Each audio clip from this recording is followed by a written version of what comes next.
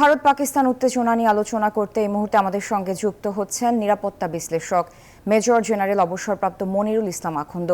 Major general অবসরপ্রাপ্ত মনিরুল ইসলাম আখন্দ, আপনাকে আমন্ত্রণ জানাচ্ছি। শুরুতেই আপনার কাছে যে বিষয়টি জানতে চাই, এই যুদ্ধে গতি প্রকৃতি আপনার কাছে আসলে কেমন মনে হচ্ছে? কি মনে হচ্ছে, অল্পতেই কি দুই দেশের এই সংঘাত থামবে কিনা, নাকি এটি আসলে বড় আকার ধারণ করতে পারে বা পুরোদমে যুদ্ধের কোনো শঙ্কা দেখছেন কিনা? পাশাপাশি বাংলাদেশ তো ভারতের পাশেই, সেক্ষেত্রে এই যুদ্ধের কি ধরনের প্রভাব আমাদের উপর পড়তে পারে, আমাদের উদ্বিগ্ন হওয়ার কোনো কারণ দেখছেন কিনা?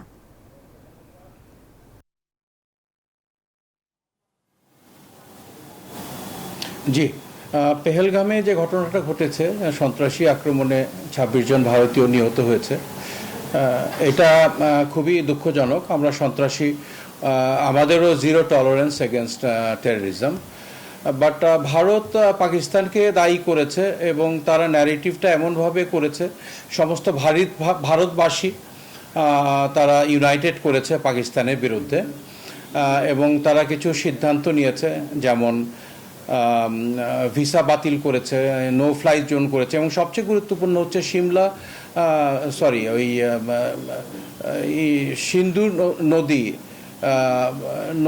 সিন্ধু নদী চুক্তি যেটা ছিল, যেটা অত্যন্ত সফল একটা চুক্তি ছিল, সেটা তারা বাতিল করেছে এবং পাকিস্তানি কিছু অ্যাকশন নিয়েছে, যে নো ফ্লাই জোন করেছে, ভিসা বাতিল করেছে। বাট সবচেয়ে যেটা ছিল যে আমরা ভেবেছিলাম যে এটা বাকযুদ্ধের মধ্যেই থাকবে, কিছু সিদ্ধান্ত তারা নেবে, বাট এটা যে আক্রমণের পর্যায়ে যাবে এটা আমরা কখনো আশা করিনি। এটা খুবই দুঃখজনক। War is never good. But আসলে আমরা এই আক্রমণের পরে দেখেছি সকালে ভারতবাসীরা উচ্ছ্বাস প্রকাশ করছে, পাকিস্তানিরাও খুব খুশি পাকিস্তান সশস্ত্র বাহিনী যে পাল্টা আক্রমণ করেছে। বাট এই খুশিটা বেশি দিন থাকবে না, because war is never good. এটার ইম্প্যাক্টটা কিন্তু জনগণের উপরে পড়বে। এবং আমাদের এই উপমহাদেশ সবচেয়ে ঘনবসতিপূর্ণ একটা এলাকা, দুইটা দেশের সামরিক পারমাণবিক অস্ত্র আছে ৩০০-এরও বেশি। So war is never good in this reason. এবং এটা আমাদের নিরাপত্তা কোনো ঝুঁকি না থাকলেও ডেফিনেটলি এটার ইম্প্যাক্ট বাংলাদেশ এবং রিজনের উপরে আসবে, আর আর্থিকভাবে, ইকোনমিক্যালি, এবং এটার ইম্প্যাক্টটা সারা বিশ্বে চলে যাবে। এবং আমরা জানি ইউক্রেন যুদ্ধ এত দূরে হওয়া সত্ত্বেও এটার ইম্প্যাক্টটা বাংলাদেশের উপরে এসেছে, আর এটা তো আমাদের নেইবারহুডে হচ্ছে। তো আমরা আশা করি this would be the last physical assault. Pakistan একটা স্টেটমেন্ট দিয়েছে যে ভারত যদি তাদের আক্রমণ বন্ধ করে, আমরাও আক্রমণ বন্ধ করব। যা ক্ষয়ক্ষতি হয়েছে এখন এটাকে পিছিয়ে ফেলে আমাদেরকে ডিসকাশনে আসতে হবে, এবং we have to find out a solution. আমরা কখনো চাই না এই যুদ্ধটা আরও বেড়ে যাক। আমরা তো প্রতিবেশী দেশ, সেক্ষেত্রে আমাদের উপর কি প্রভাব পড়তে পারে, আমাদের উদ্বিগ্ন হওয়ার কোনো কারণ আছে কিনা, সেই বিষয়ে একটু আপনার মতামত জানতে চাচ্ছিলাম। বান্ডেল থাকলে প্রতি সেনমানিতে টাকা বাঁচবে। বিকাশ সেনমানি বান্ডেল কিনে জিতুন প্রতি লেনদেনে। আমাদের যেটা ইম্প্যাক্ট হবে, there will be economic impact on us, social impact on আস। নিরাপত্তা ঝুঁকি তেমন একটা থাকবে না, বিকজ এই যুদ্ধটা যদি আরও বেড়ে যায়, সেক্ষেত্রে তো পাকিস্তান ভারত বর্ডারতেই যুদ্ধটা হবে। সো এখানে আমাদের সিকিউরিটি কোনো থ্রেট না থাকলেও ইট উইল হ্যাভ এবং যুদ্ধ শেষ হয়ে যাওয়ার পরেও কিন্তু বছরের পর বছর আমরা ইম্প্যাক্টটা আমরা বুঝতে পারবো। ভারত আমাদের প্রতিবেশী, আমাদের সাথে তাদের ইকোনমিক অনেক রিলেশনশিপ আছে। এটা শুধু আমাদের দেশেই ইকোনমিক ইম্প্যাক্টটা পড়বে না, এই রিজনে পড়বে এবং সারা বিশ্বব্যাপী এটা পড়বে। আমরা এটা কখনো চাই না। আমরা চাই এটা একটা সমাধান হোক। ইরানি পররাষ্ট্রমন্ত্রী আগামীকালকে বোধহয় আসবে একটা মধ্যস্থতা করার জন্য। জাতিসংঘ উদ্বেগ প্রকাশ করেছেন, ইউএন সেক্রেটারি জেনারেল।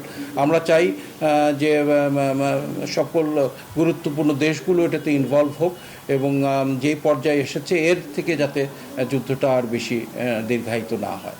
জি, সেটাই আমাদের সবার প্রত্যাশা। আরেকটি বিষয় জানতে চাই, এখন তো মিয়ানমারের যে পরিস্থিতি, সে পরিস্থিতিও আসলে বাংলাদেশের জন্য একটা বড় ফ্যাক্টর আমরা বলতে পারি। তো সেক্ষেত্রে ভারত পাকিস্তানের নতুন এই যে সংঘাত, সেটি নতুন করে কি ধরনের আঞ্চলিক চিন্তার কারণ হতে পারে, সে বিষয়ে আপনার কি মতামত?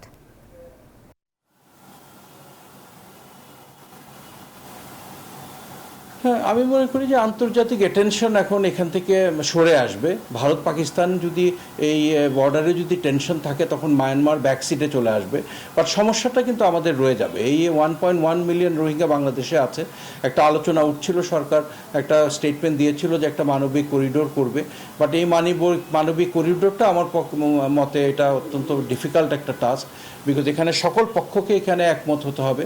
আরাকান আর্মি এবং মায়ানমার সরকার কখনো এটাতে রাজি হবে না। এছাড়াও পাকিস্তান এবং ভারত এবং চীনেরও সম্মতি দরকার, বিকজ এই দুটো দেশই আরাকান রাজ্যে প্রচুর পরিমাণে ইনভেস্টমেন্ট করেছে। জাতিসংঘ রেজলিউশন অনুযায়ী মানবিক করিডোর হতে পারে, বাট এখানে সকল পক্ষকে একমত হতে হবে, যেটা হওয়াটা ভেরি ডিফিকাল্ট। এবং দেয়ার লট অফ কনফিউশন, এই ত্রাণটা কার মাধ্যমে যাবে, কাকে হস্তান্তর করা হবে, এবং এই ত্রাণ পেয়ে যদি আরাকান আর্মি বেনিফিটেড হয় এবং মায়ানমার সরকারের বিরুদ্ধে যুদ্ধে যদি তারা কোনো অ্যাডভান্টেজ পায়, এটা ডিপ্লোম্যাটিক্যালি বাংলাদেশের জন্য কোনোভাবে ভালো হবে না। বাট আমরা যে ইচ্ছাটা প্রকাশ করেছি, এটা it's good. In the international arena আমরা ডিপ্লোম্যাটিক্যালি একটু এগিয়ে থাকলাম যে একটা জনগোষ্ঠীকে আমরা সহযোগিতা করতে চাই, বাট এটা বাস্তবায়ন আমার মতে এটা খুবই কঠিন এবং এটা এত সহজে হবে না। যে সবশেষ যে বিষয়টি আপনার কাছে জানতে চাই, যে ভারত পাকিস্তান দুই দেশই তো আসলে পরমাণু শক্তিধর দেশ, এবং পাশে আবার আরেক পরমাণু শক্তিধর চীনও রয়েছে, পাশাপাশি আবার যুক্তরাষ্ট্র রাশিয়াও বিশ্বের সবচেয়ে বড় দুই শক্তি। তো সব মিলিয়ে বিশ্ব শক্তিগুলো কে কোন দিকে ঝুঁকে থাকবে বা আছে বলে আপনার মনে হয়? আপনার কি বিশ্লেষণের বিষয়? আমাদের হাতে এখন যে সম্পর্ক এই দুটো দেশের সাথে পাশ্চাত্য দেশগুলো, আমি একটু আগে দেখলাম যে তুরস্ক বলেছে তারা পাকিস্তানের পাশে থাকবে। আমরা জানি যে চীন এর খুব কাছের বন্ধু পাকিস্তান। ভারতের মার্কিন যুক্তরাষ্ট্র এবং ইসরায়েলেরও একটা সাপোর্ট আছে। সো এখানে একটা প্রক্সি ওয়ার হওয়ার একটা পসিবিলিটি আছে। চীনের সাথে ভারতের সম্পর্ক ভালো না, ন্যাচুরালি চীন হয়তো পাকিস্তানকে সাপোর্ট করবে, এবং মার্কিন যুক্তরাষ্ট্রের সাথে চীনের সম্পর্ক অনেক ভালো, ইসরায়েলের সম্পর্ক অনেক ভালো। আমরা চাই না এই প্রক্সি ওয়ারটা হোক। Proxy war has become very popular, যেখানে পাশ্চাত্য শক্তিগুলো, শক্তিশালী দেশগুলো একটা থার্ড লোকেশনে গিয়ে তারা যুদ্ধ করে এবং সাপোর্ট করে। ইউক্রেনের যুদ্ধটা আমরা আশা করি এটা হয়তো বন্ধ হয়ে যাবে, এবং এটার পাশাপাশি বন্ধ হওয়ার পাশাপাশি যদি ভারত পাকিস্তান একটা যুদ্ধ শুরু হয়, এটা কোনো ক্ষেত্রেই ভালো না। But for some western countries war is good, because it is good for their business. যুদ্ধ চলমান থাকলে তারা বিভিন্ন অস্ত্র শস্ত্র, গোলা বারুদ তারা বিক্রয় করবে, তাদের জন্য ব্যবসায়িকভাবে এটা লাভজনক হবে। আর যে এলাকাতে যুদ্ধ হচ্ছে তাদের জন্য অনেক ক্ষতিকর হবে, সেই জনগণের জন্য ক্ষতিকর হবে। এবং যুদ্ধ শেষ হওয়ার পরেও আমি যেটা বলেছি, এটা বছর পর বছর এই ইম্প্যাক্টটা মানুষ অনুভব করবে। সো আমি মনে করি চীন will support Pakistan, and probably USA and their allies will support India in case it turns into a war, যেটা আমরা আশা করি হবে না। জি, মনিরুল ইসলাম আখন্দ, আপনাকে অনেক অনেক ধন্যবাদ আমাদের সাথে যুক্ত হয়ে সময় দেওয়ার জন্য। দর্শক, ভারত সংঘাত নিয়ে আমাদের সাথে কথা বলছিলেন নিরাপত্তা বিশ্লেষক মেজর জেনারেল অবসরপ্রাপ্ত মনিরুল ইসলাম আখন্দ।